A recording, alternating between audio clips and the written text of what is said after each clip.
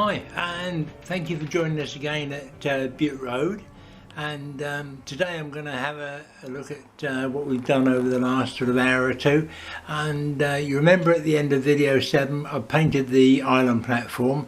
Well, today that's now in place.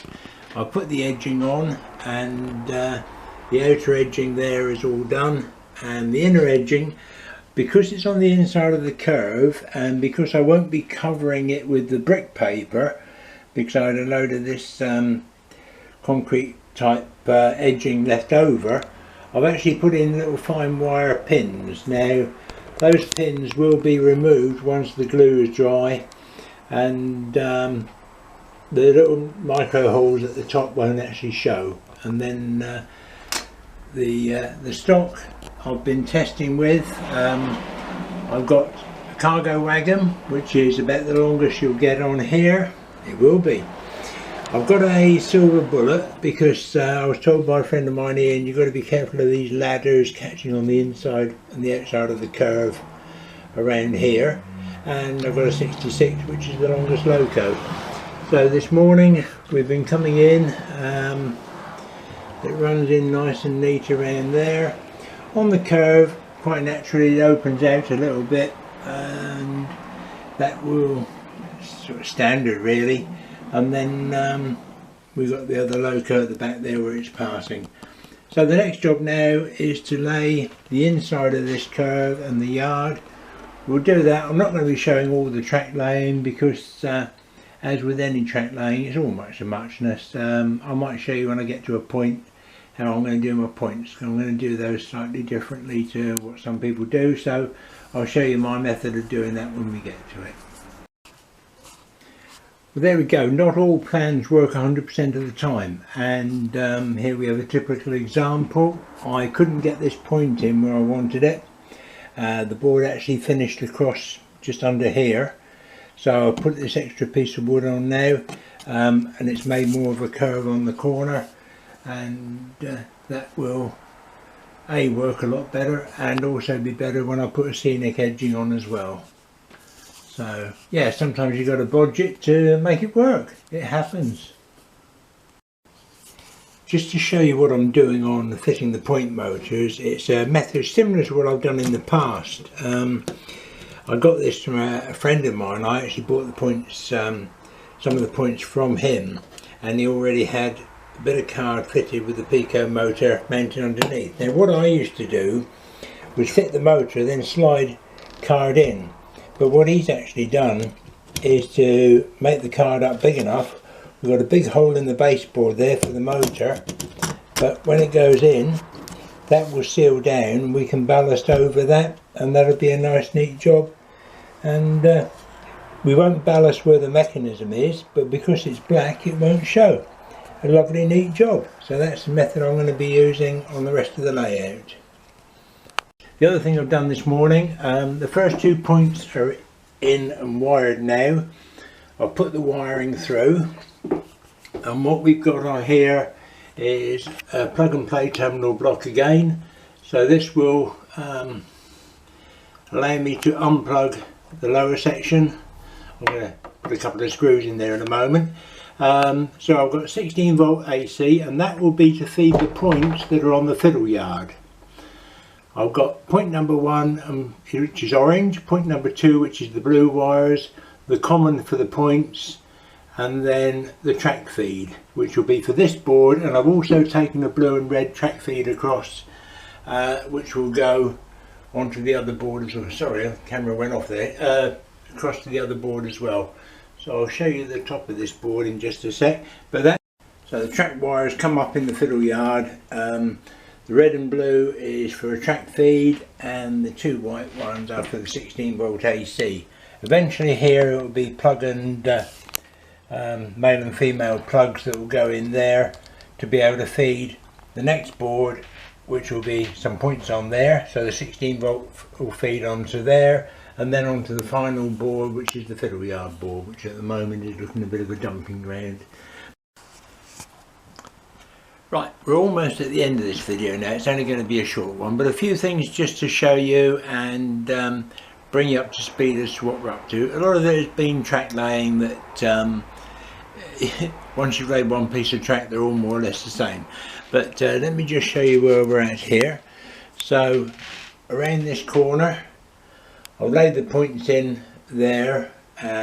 That's the feed into what will be the loops this side of the platform, and all the power feeds are in across here, and this kickback point here will come round to a small bit of a stabling point more than anything, probably porta cabin, that sort of thing around there. And then the right hand of this point here will go off to what will be the engineer's sidings, virtual quarry and that sort of thing, and that will give me 1, 2, 3 loops through here on the goods loop.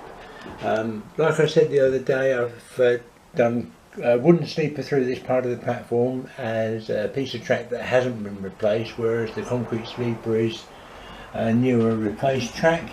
This one is just resting in place at the moment, and that will be concrete sleeper up to about here somewhere, and then go back into the wooden sleeper through the station area. So station area is coming on now, and that's looking quite good. Down here I've started laying the points, and we have the first point here has been wired, and that's going to connect up to this point here, so that the crossover will work together as a pair. And the same will happen here when I come off for this point and the head shunt point there, so that will be wired as a pair as well.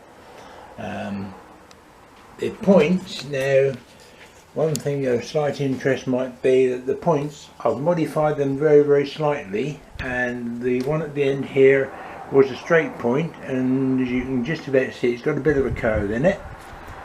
This was a straight left hand point, and has now been formed into a bit of a Y, and the next one is a standard point. And the point that's going to go in next is going to be a curve point. Now I'm not sure whether to use a standard curve point, which is there, or whether to use one that I've modified, which isn't quite so much of a curve. So let me just show you how I've modified the points. So modifying the points, basically if we take a standard point, which is here, the underneath, this is a curved one, be a right curve.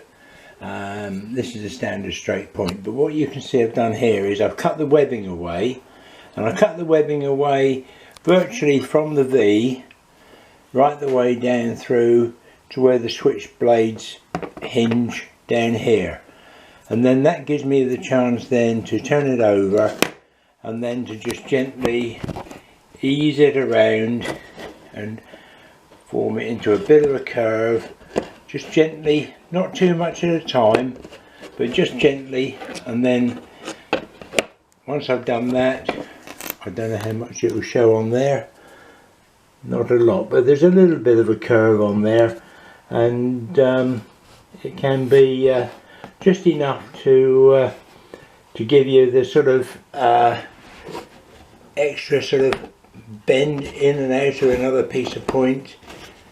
There we go. How's that looking? Well, there we go. Now you can see that it's got a little bit of a curve in there. Just needs a little bit more at this end here, and there we go. So now that's got a bit of a curve in it. It needs a bit more here, so I should just ease that a little bit more there. But that's how you do it. But as I say, just do it gently. If you don't do it gently, what you can do is throw out the area here, which means this won't switch over properly. So you must make sure that you don't try and bend it too much or too aggressively.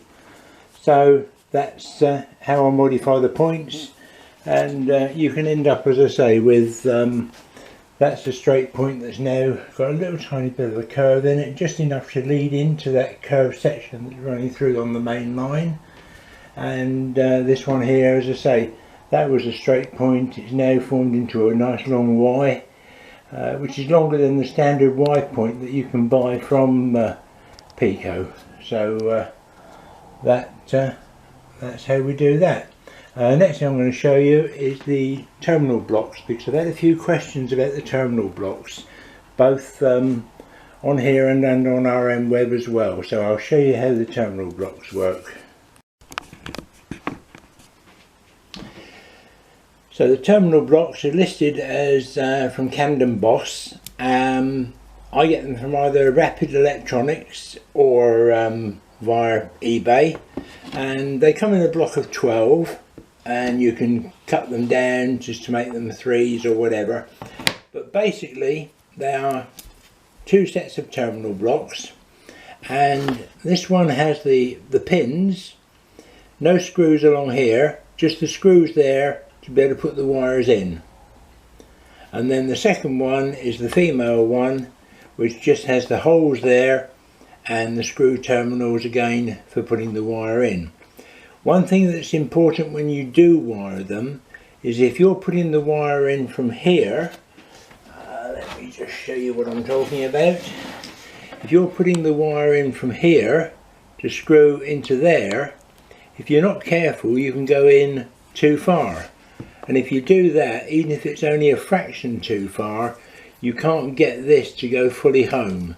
So what I always do when I'm wiring the female one, I always make sure there's a male plugged in ready, so that the wire will only go in as far as it can go in, i.e. to touch the pin.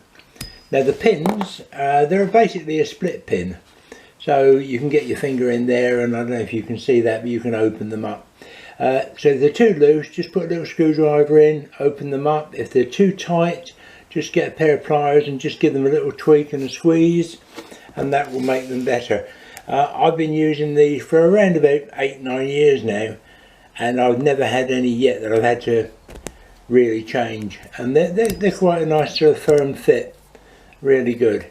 Over here I've just done the umbilical cord that will form the connection that's running through from the main board, and that will run through to there, and then I've got them.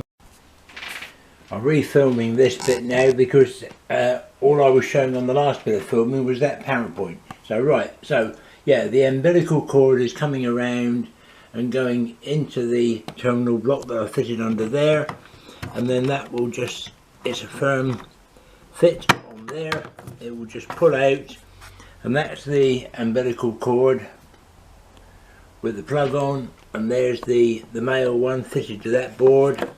And then to put it back in, it's just a case of pushing that up when I'm ready, and the job's done.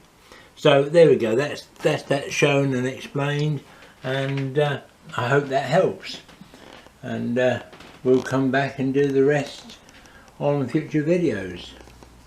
So I'll finish laying the rest of the yard now.